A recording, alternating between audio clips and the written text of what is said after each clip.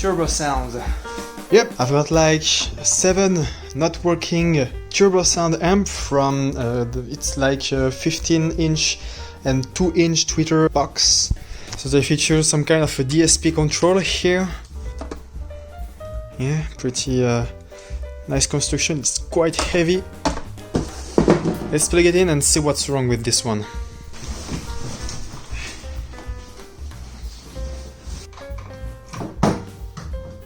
Let's fire it up.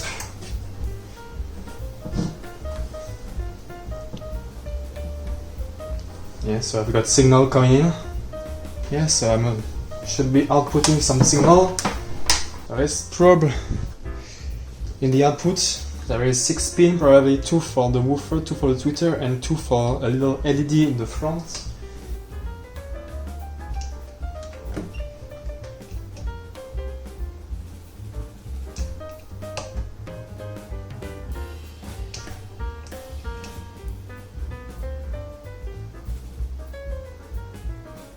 Right, so 2 in the middle around the LED. So I'll be using one of my subwoofer. This little bastard here, it's a 12-inch subwoofer. Definitely not good. It's the first subwoofer I built, so it's an absolute piece of crap. So I've prepared some wire here that I'm going to poke into here and see if I've got some output signal. Alright, here we go.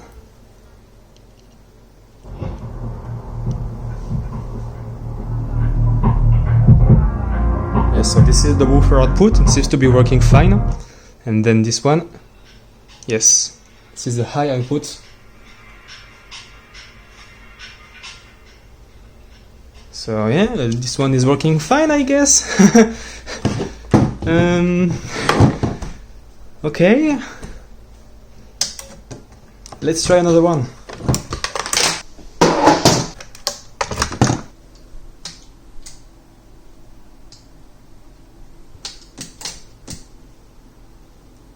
The button is kind of not making a good contact.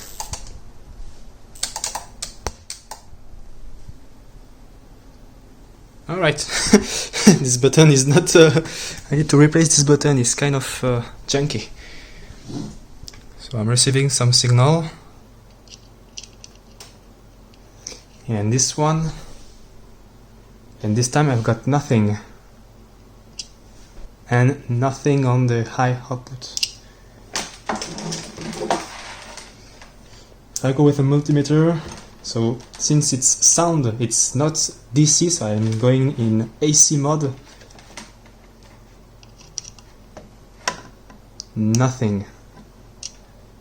And nothing.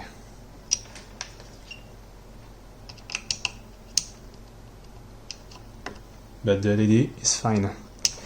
So this one, the power amp seems to be not working properly. Yeah, so let's open it and investigate that.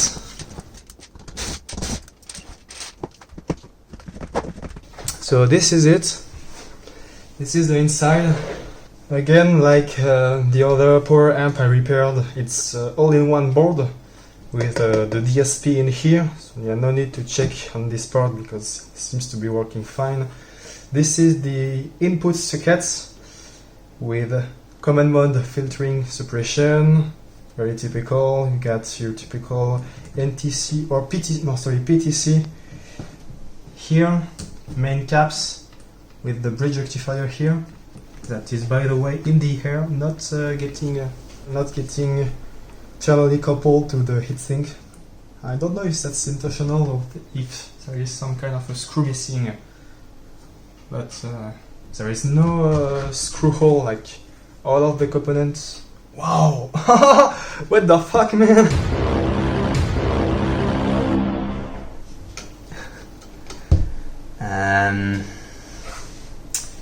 I got the feeling this thing has been taken apart quite a lot of time before. That's not a good sign. But yeah, it's not too complicated, as I think all of this part is basically just a huge power supply and the power amp is just in here. So I would guess most of that is working fine. I will basically just check in here if I've got the voltage for the output rail in here, because there are the caps, and maybe I can probe. Yes, I can probe basically just on the PCB track, poking my my probe into it, and I will get a reading. That's nice. So yeah, basically just filtering, rectifying, smoothing, switching, transformer, rectifying through the output diode, smoothing, and then to the power amp section in here. And I guess this is like another rail, probably for the DSP. Okay, let's plug it in and check if I got the voltage on the output. No, like 11 volts, that's not a lot. Yeah. I think the power amps is fine. It's not getting hot, so I don't think it's a short circuit. I think the power supply has an issue. So I want to start by just basically looking at the thing. I don't see any burn mark. And then I'm using my dog skill to try to sniff the board if I can smell some burn components. I'm not afraid for nothing, right?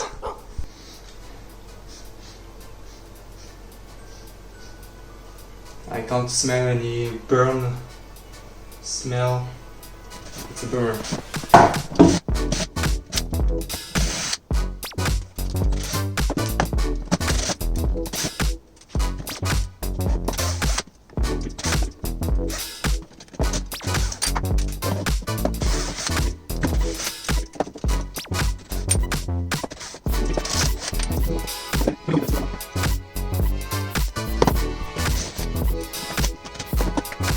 I was having a lot of trouble to unscrew the screw because of how stripped out they were.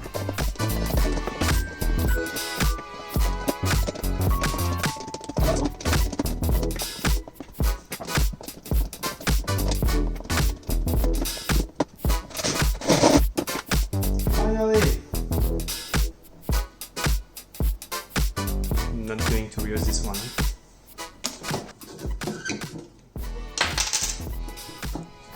I removed the output diode here, but they tested fine.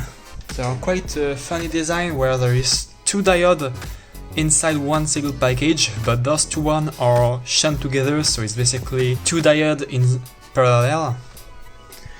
And yes, they tested fine.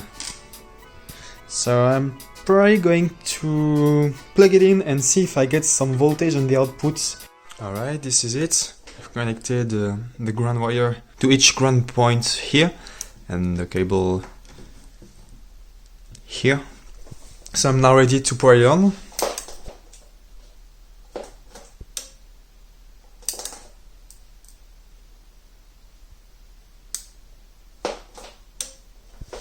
What is this sound I'm hearing?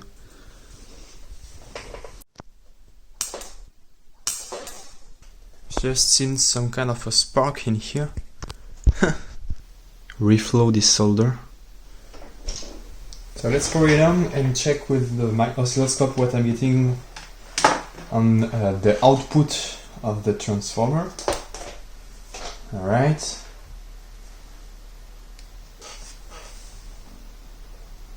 High frequency output, nice. Yeah, very clean. So I know all of the primary section seems to be working fine. The switching section is switching the input MOSFET, so that's right. I don't want to pour it in for too long because there are no heatsink. So, oh, yeah, it's quite hot. I am now putting back the diode to make some further measurements.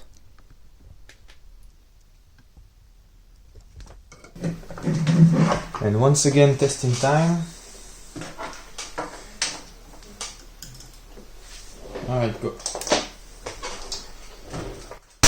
Oh shit! What the fuck happened? Oh no! Yeah.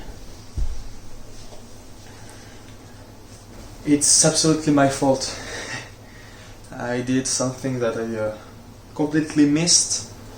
So I thought the two diodes I removed were the same, because that's how most of the power supply I've played with used to be. I thought those packages were the exact same, but they are not. They are not wired the same. Because like this one is the CTR, common anode, so this type. So as you can see, 2 is the common anode and the 2 outputs are individual, 1 and 3. Then this one, if you look closely, it's a CT, so it's this one. And look what's on the good one, they are wired. It's the reversed. This one is a CT, and on my thing, this one is a CT. Shit. Yeah, so I have to be super careful with that. So I know I need to change both of those. I'm thinking the rest seems to be okay. I basically just shorted the output. Well, let's put that to the side And move on to the next one. Oh my god. So I saw the screen getting lit up. Yeah, again I think a broken switch. But that's a pretty easy repair. Let's try to investigate on here.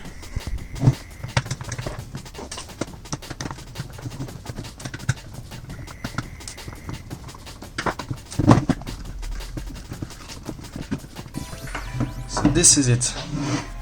Oh, yeah, it has been fixed before. There is some electrical tape.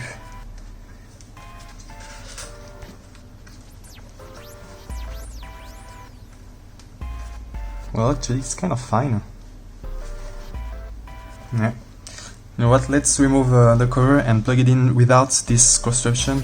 And if I still hear the noise, I will guess it's a filter issue. Because, like, the thing seems to be right. Let's measure it. Seems to be fine, but yeah, maybe the contact inside are super corroded and high current spike, because like the issue with power supply is that, and most power supply, not even just magnetic or electronic, but all of them, is that you have some big capacitor to charge up, and so the inrush current is absolutely huge when you start up the power supply, and that can cause some issue if the contacts are kind of crap. Yeah, so let's remove it. Alright, pouring, let's go. Alright, so the issue is actually here. Probably from this interference coil here. Yeah, so that's a pretty easy one. Yeah, nice. Very nice. Here they are. Just looking at them, the coil looks fine, the capacitor looks alright. If I try to sniff once again, like a dog, I can definitely smell some kind of a burn. Yeah. It's not super strong, but I can definitely feel it. I try to measure the resistance. Oh, well. So let's try the choke here. So it's basically just a wire going from here to here and from here to here. Yes. Yes. Alright. Yes. Yes. Alright. I guess this one is just a bad solder. Yeah, so I want to solder back this thing.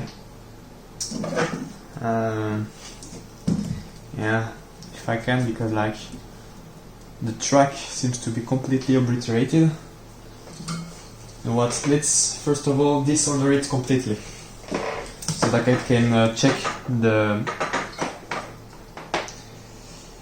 track under it.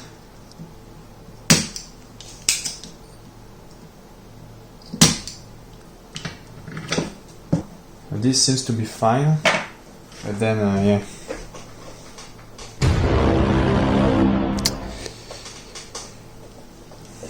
But that's not too much of a big deal, because this wire here, this is the neutral, directly goes to this one, and I can basically just solder a piece of wire from here to here. For that I'm going to use a little piece of copper wire here. Alright, that's it. Yes, fine. This one can be remounted.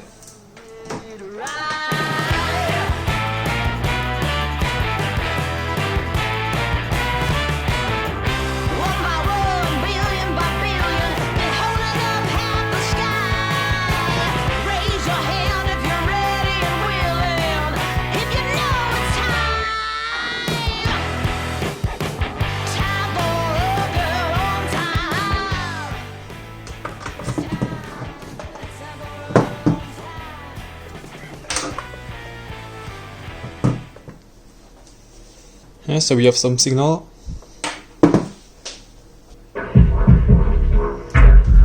Low frequency is fine, and high frequency, fine.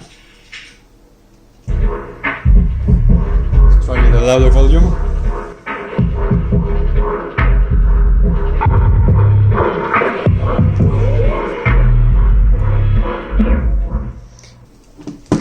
Yeah, seems to be fine. This one is good. So that's one of them done. Now on the other one, and guess what? It's the same issue, but this time the board is not completely burnt, so I can basically just resolder that, and yeah, it's good to go. Once again, I removed the old solder and put a blob of fresh solder. Yeah, nice. And we'll do that for the other one too.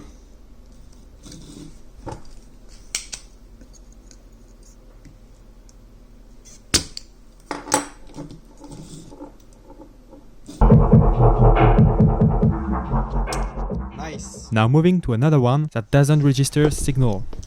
Now let's figure out the DSP issue on the input. So I'm feeding some audio signal and I'm getting absolutely nothing. So let's start by measuring some simple stuff. So let's measure the incoming signal. Yes, yes, this should be ground. Yeah, a bit of interference, but no big deal. Now if I go on the output, getting nothing, basically just background noise. Yeah. Now let's check incoming power. This is 7 volts, probably regulated by this chip for the logic section. Then we have a ground, plus 15, minus 15, right? If I check on the op amp, so on this one, yes, that's alright, and yes, that's alright. On the other one, yes, that's alright.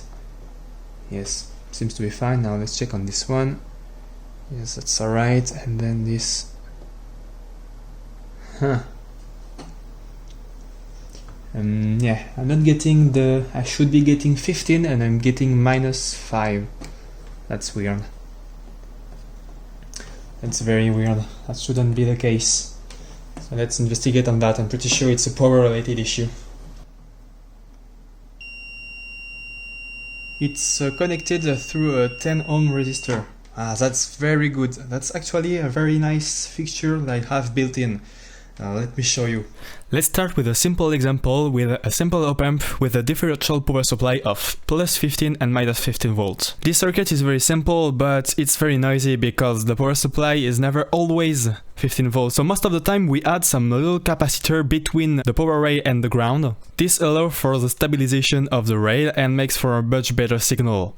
Unfortunately, this is not perfect, because when you couple multiple op amps with each other, just like in this simulation, when the first one needs to deliver some power to some kind of a load, for example, that means that the power rail gets connected directly to the load, and this can affect the voltage of the power line. Since all op amps are connected to each other, this oscillation gets transmitted to the second one, and then you end up with some interference at the output with some kind of buzz and artifact sound, which is not something that we want for audio. This is especially the case with Logic IC, as inside there is a lot of transistors that open and closes very fast and thus produce a lot of interference. A simple solution to this issue is to use a so-called decoupling cells that is made out of resistors and capacitor. The resistor is to isolate each op-amp to the power line so that the op-amp cannot produce interference back feeding through the power line. And you can even get even crazier by using multiple capacitors, such as this example when you have a chemical 100 microfarad capacitor for voltage fluctuation and a 0.1 microfarad for very small signal imperfection. On this case, they use a different approach that is a good compromise between sound quality and cost. They used a single pair of resistors for all the op-amp on this board, and then use a pair of ceramic capacitor for each op-amp.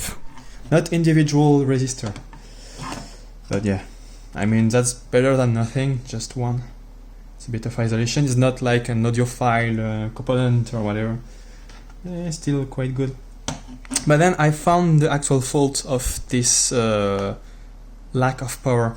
So if I follow the trace, and they are absolutely tiny, you can see that this one goes to this cap and then to this little via here. If I turn it, this is the via, and it's kind of rusty and corroded, not making a good contact. And if I go between with a continuity check between this and this, there is absolutely nothing. Whereas on the good one, I got a continuity. So yeah, this via is kind of broken, but I'm not going to repair actually this thing. I'm just going to bridge a wire from here to here so that the power supply are shared. And yeah, that's basically going to be it for this one. Let's fire up the soldering iron.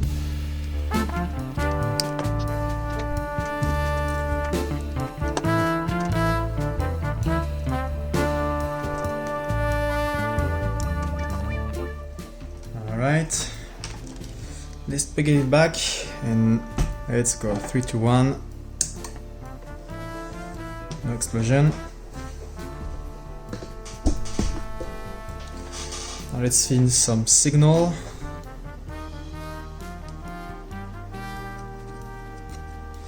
Yeah, look at that.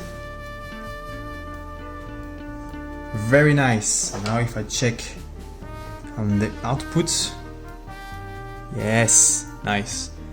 So that's the sub unit, so it's only low frequency. Now with some sound.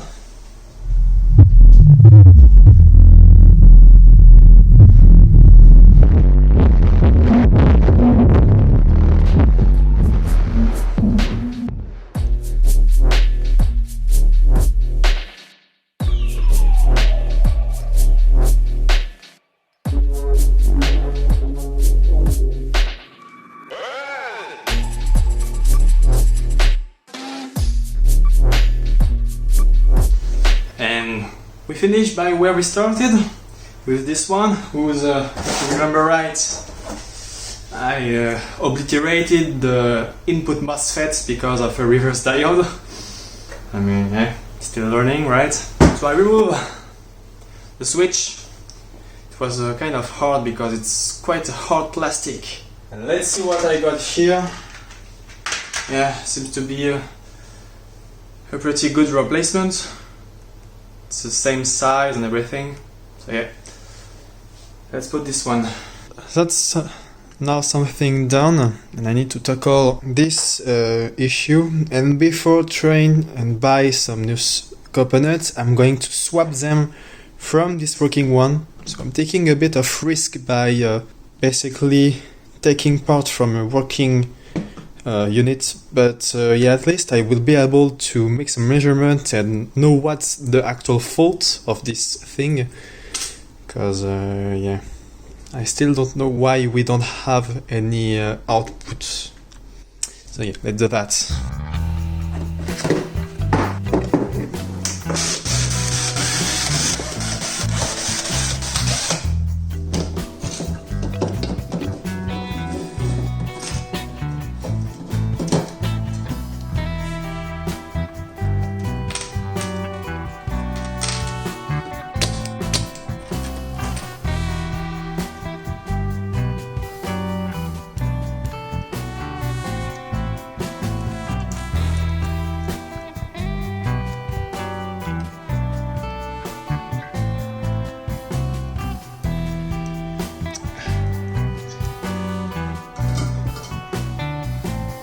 them everywhere. Alright, everything is replaced, so let's fire it up. Yes! Yeah, so let's measure if I still don't have the output rail. Still got almost nothing. I need to check with the oscilloscope if I got some signal onto the MOSFETs, if they are driven by something at least. Well, I discovered that to measure and have a good reference to measure the MOSFET section, I need to take in reference the local ground here. The problem is that when I connect this, of course my GFCI trips, so I had to do the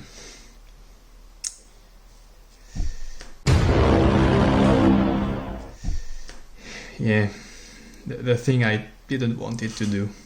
But now that is done, if I measure on the gate of the MOSFET here, I can get a nice square wave, and this is generated by this transistor here, and this transistor is driven through this coil here, and this coil is to isolate the signal. Is basically like an optocoupler, but it uses magnetic field to send stuff on the output, and this coil is controlled by this signal, and this signal is generated by this chip here. Alright, now with the other one, let's fire it up and check on the chip if I'm getting the square wave signal. Nothing is getting, nothing at all on the MOSFET driving section. So we have a problem with the MOSFET oscillator or some sort of thing. Well, basically this chip is not working properly. So this is the chip. It contains a lot of things, including the oscillator, the PWM controller, some regulators, and the outputs. MOSFET to later control this coil here.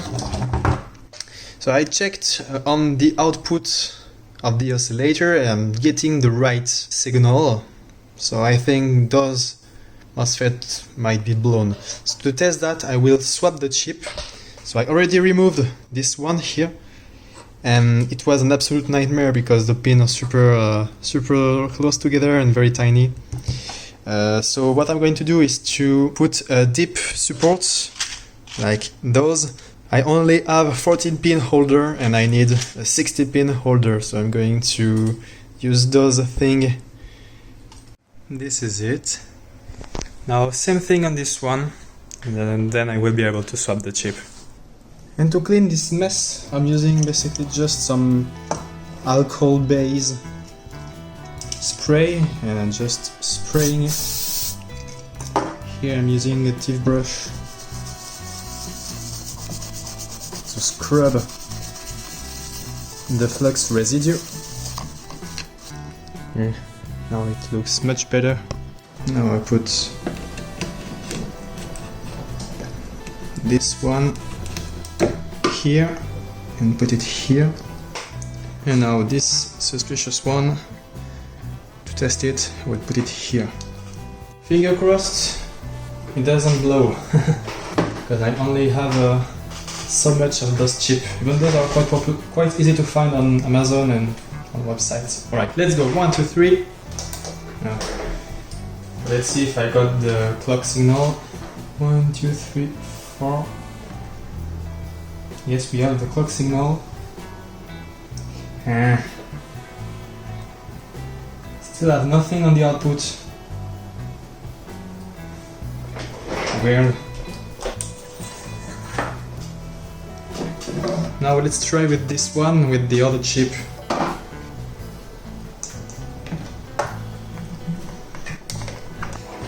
And let's go. Alright. And we have the signal. So that's not the chip that's wrong. Huh. Well.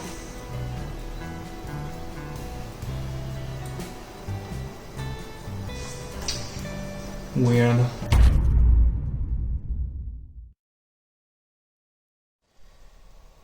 Oh wow. Yeah, I didn't make it.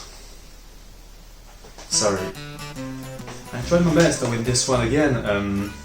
So the thing is that the chip wasn't delivering the switching signal to the MOSFET, and that's for a reason. I think it's because of an issue with the soft start electronics. So this chip contains a lot of more than just an oscillator and a PWM signal. It's a whole soft start and safety procedure thing, and it's with one of those pins that the thing just refused to start. And I checked every component outside, every resistor and every capacitor, that still couldn't find the issue. That's quite a bummer. And after like 3 months waiting, I just couldn't end the video like that. So I'm going to tease a bit of content.